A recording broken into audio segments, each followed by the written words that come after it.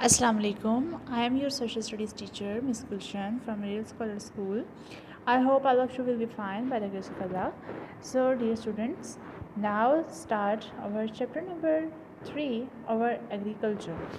और एग्रीकल्चर से पहले हमने 2 चैप्टर आपकी बुक के पढ़ लिए हैं, ठीक है, और उनकी एक्सरसाइज भी हमारी कंप्लीट हो चुकी है। आज हमें चैप्टर नंबर 3 स्टार्ट करना है। So let's start. Open your book page number 17, ठीक है। सबसे पहले आपको ये पता होना चाहिए कि एग्रीकल्चर है क्या, ठीक है। एग्रीकल्चर ये जो खेती बाड़ी, ठीक है, या ज़राअत को कहते हैं, बेसिकली ज़राअत और खेती बाड़ी करना, फसलें उगाना, सब्ज़ियाँ उगाना, फ्रूट्स उगाना, ठीक है ना, ये तमाम चीज़ें एग्रीकल्चर में आती हैं।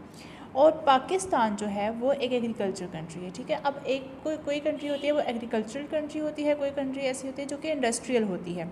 इंडस्ट्रियल मींस के फैक्ट्रियाँ लगाना, मुख्तलिफ़ चीज़ों की फैक्ट्रियाँ लगाना, ठीक है, बहुत ज़्यादा। तो वो उसमें हमारे, ठीक है, हमारी कंट्री में भी इंडस्ट्रीज़ काफ़ी ज़्यादा हैं, लेकिन छोटे पैमाने पर। जो बड़ी बड़ी मेन मतलब जो इंडस्ट्री होती है वो इस तरह की हमारी कंट्री नहीं है, ठीक है। तो इसलिए हमारी कंट्री क्या है, एग्रीकल्चरल कंट्री है। ज़राअत हमारा पेशा है, ठीक है, मुल्क की पेशा है जो वो ज़राअत है। तो ये अब आप मतलब इस वजह से आपने एग्रीकल्चर को थोड़ा सा हम इस चैप्टर में डिटेल से पढ़ते हैं, ठीक है। So start agriculture of Pakistan, ठीक है। सबसे पहले आप पाकिस्तान के एग्रीकल्चर के बारे में ही ना बात करेंगे। Pakistan is an agriculture country. This means agriculture is the backbone of economy of Pakistan, ठीक है। तो बैकबोन कहते हैं ना रीढ़ की हड्डी को, जिसके बिना एक इंसान नहीं चल सकता, ना बैठ सकता है, ना खड़ा हो सकता है, ना लेट सकता है, यानी कि बैकबोन इज़ बेसिक, ठीक है। यहाँ पे बैकबोन की एग्जांपल से दी गई है कि अगर एग्रीकल्चर ना हो तो हमारी कंट्री सरवाइव नहीं कर सकती। हमारी इकोनॉमी की, हमारी जो पाकिस्तान की रनिंग है, अगर उसके लिए पाकिस्तान को तरक्की पजीर बनाने के लिए जो है वो क्या है, एक बैकबोन का किरदार अदा करता है agriculture. More than 70% of the people of Pakistan work in field of agriculture, यानी कि 100% पीपल पॉपुलेशन में ऑफ पाकिस्तान में से 70% पॉपुलेशन जो है वो एग्रीकल्चर के पेशे से मुंसलिक है। Nowadays farming techniques have improved. Farmers have started understanding the climate better so they can protect their crops when the weather changes. All this means that more and better crops are sown and harvested. अच्छा, यहाँ पे अब क्या बात की जा रही है कि जो आजकल के मतलब जो मौजूदा ज़माना है, ठीक है, इसकी अगर बात करें तो मॉडर्न टाइम में क्या है, फार्मिंग टेक्निक्स बहुत ज़्यादा बढ़ गई हैं। यानी कि देखो, आपको एक दिन पहले ही एक्वा वेदर से पता चल जाता है कि आपका जो है कल के दिन क्या किस किस्म का मौसम होना है। अगर बारिश होनी है, इस मौसम में ज़्यादा बारिश होनी है, इसमें कम बारिश होनी है, या इस तरह की चीज़ें जो है आपको वेदर कंडीशन में जो है वो पता चल जाती हैं। तो वो किस चीज़ के लिए फ़ायदेमंद होती हैं, क्योंकि कुछ क्रॉप्स ऐसी हैं जो कि क्रॉप्स कहते हैं फसलों को, तो कुछ क्रॉप्स ऐसी होती हैं जो कि ज़्यादा बारिश मांगती हैं, ज़्यादा पानी मांगती हैं। कुछ ऐसी होती हैं जो बहुत कम पानी में ही जो है वो सर्वाइव करती हैं, वरना ज़्यादा पानी की वजह से वो गिर सकती हैं। तो इस सब की वजह से तो फार्मर्स को आजकल मतलब वो ज़रा एजुकेशन भी इस बारे में प्रॉपर दी जा रही है, प्रॉपर जो है गाइड किया जाता है कि आप इस तरीके को, इन तरीक़ों से आप जो है वो काम करें। इसके अलावा भी मतलब छोटी मोटी सारी चीज़ें होती हैं। तो इसलिए यहाँ पे कह रहे हैं कि फार्मिंग को बहुत ज़्यादा जो है ना वो डेवलप्ड किया जा रहा है और उसकी टेक्निक को बढ़ाया जा रहा है। Having a major river run through Punjab and Sindh is a big blessing. Pakistan has an efficient irrigation system due to river Indus and its tributaries, the river Chenab, the river Jhelum, the river Beas, and the river Satluj and the river Ravi. Okay, so ये क्या कह रहे हैं कि पाकिस्तान को जो major है ना रिवर है, जो बड़ा रिवर है, ठीक है, वो कौन सा है, वो रिवर इंडस है। यानी कि जो आपका एक जो इंडस रिवर है वो रिवर जो वो बहुत ज़्यादा इम्पोर्टेंट है। वो रन कहाँ से, पंजाब टू सिंध, यानी कि वो रन करता है। और जो है वो पंजाब को तो वैसे भी ब्रेड बास्केट कहा जाता है, क्योंकि यहाँ के सरजमीन बहुत ज़्यादा ज़रख़ेज़ है क्यों। और पंजाब जो है आगे से आगे जो रिवर इंडस है वो उसकी जो 5 शाखें जो है वो डिवाइड हो जाती हैं, और वो कौन सी हैं, झेलम है, ब्यास, रावी और सतलज, ठीक है। तो ये 5 जो है चनाब, ये 5 शाखें हैं जो कि रिवर इंडस की हैं और रिवर इंडस से ही निकलती हैं।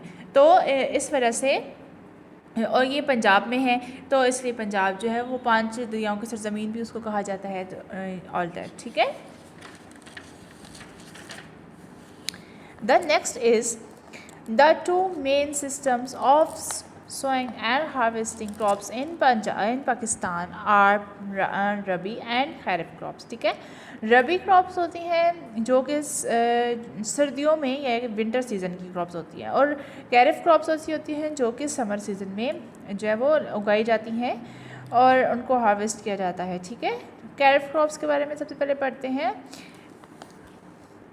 Kharif crops are also known as summer crops because they are sown in summer. sown कहते हैं ना मतलब बीज का बोना, और हार्वेस्ट कहते हैं उनकी कटाई करना, ठीक है। तो फसलों के जो बीज बोए जाते हैं, कुछ फसलें ऐसी हैं जो कि आपने देखा होगा कि कुछ फ्रूट्स, कुछ जो वेजिटेबल्स हैं वो ऐसी होती हैं जो सिर्फ आपको सर्दियों में मिलती हैं, और कुछ ऐसी होती हैं जो सिर्फ गर्मियों में होती हैं, ठीक है।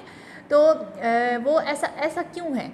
क्योंकि कुछ जो फसलें वो जो सर्दी का एटमॉस्फेयर वो मांगती हैं, वो कम बारिश मांगती हैं, कम पानी मांगती हैं, जबकि कुछ ऐसी क्रॉप्स हैं जो कि नमी, गर्मी या फिर इस तरह का ज़्यादा हवा हो जी, इस तरह के मतलब ना एटमॉस्फेयर मुख्तलिफ हो जाते हैं। तो इसलिए जो है वो 2 तरह की क्रॉप्स होती हैं, कुछ सर्दियों में मिलती हैं और कुछ सिर्फ गर्मियों में पाई जाती हैं। मेन खैरिफ क्रॉप्स कौन कौन सी हैं? The main kharif crops are rice, sugarcane, cotton, maize and millet, यानी बाजरा, ठीक है। तो ये कुछ ऐसी क्रॉप्स हैं जो कि सर्दियों में बिल्कुल भी नहीं उगाई जा सकती। इनकी जितनी भी कटाई है, यानी कि इनको सॉन्ग करना या फिर इनको हार्वेस्ट करना जो है, ये तमाम काम जो है प्रोसेस गर्मियों में ही हो सकता है। मेन खैरिफ वेजिटेबल, अब आप ये खैरिफ वेजिटेबल्स का देखें तो मेन खैरिफ वेजिटेबल्स आर ब्रिंजल, ठीक है, ब्रिंजल बहुत ज़्यादा, यानी कि ये जो बैंगन, lady finger, pumpkin, bitter gourd and टिंडा, ठीक है। तो ये जो है ये कुछ ऐसी क्रॉप्स हैं जो कि सर्दियों में नहीं उगाई जा सकती, सिर्फ गर्मियों में ही अवेलेबल होती हैं, ठीक है। लेडी फिंगर हो गई ये तमाम। तो इनका आप सोइंग टाइम क्या है, यानी कि इनके बीज बोने का टाइम क्या है? बिटवीन अप्रैल टू जून, यानी कि जो सख्त गर्मी के महीने होते हैं। एंड हार्वेस्टिंग टाइम क्या है? बिटवीन अक्टूबर टू दिसंबर, यानी कि दिसंबर अक्टूबर, ये जो कि सर्दियों के सही शदीद शुरू होने वाले महीने होते हैं ना, तो उनमें इनको हार्वेस्ट कर लिया जाता है, यानी कि इनकी कटाई कर ली जाती है, ठीक है। सो आज के लिए ये इतना इनफ है। इंशाल्लाह नेक्स्ट लेक्चर में इस चैप्टर को भी कंप्लीट करेंगे।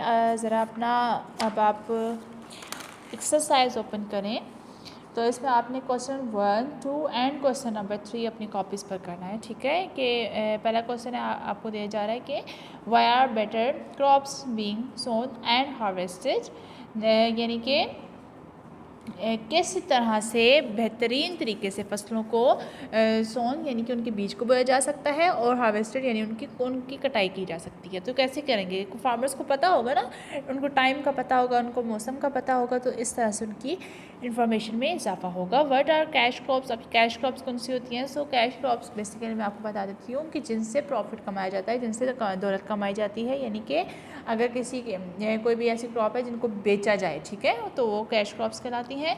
और नेक्स्ट में आपने क्या करना है? Name the 5 tributaries of river Indus, river Jhelum and river Sutlej. तो ट्राइब्यूटरीज कहते हैं इलाकों को, तो एंड द रिवर रावी, ठीक है। तो आपने रिवर इंडस के जो 5 ट्राइब्यूटरीज हैं उनके नेम्स लिखने थे, जिनमें से 4 के नेम्स आपको दिए गए और 1 का नाम आपने अपने आंसर में लिखना है। सो ये आपको क्वेश्चन 1, 2 एंड क्वेश्चन नंबर 3 है, जो कि आपने अपनी कॉपीज़ पर लिखना है, नोट डाउन करना है। और साथ में पार्ट बी है जो कि आपने अपनी जो है वो आप अपनी बुक पर भी कर सकते हो। ओके, तो ये जो आपका क्वेश्चन नंबर पार्ट बी है, following are jumped up definition of rabi and kharif crops, put them in their correct columns, ठीक है।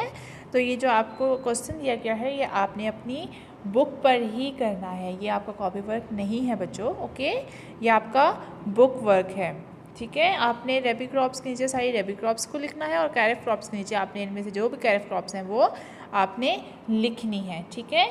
सो आज का आपका यही काम है। आपने क्वेश्चन 1, 2, 3 में आपको रिपीट कर रही हूँ कि आपकी कॉपी भी होगा, और ये जो पार्ट भी है आपका बुक वर्क है, ठीक है। अपना ख्याल रखिएगा। अल्लाह हाफिज़।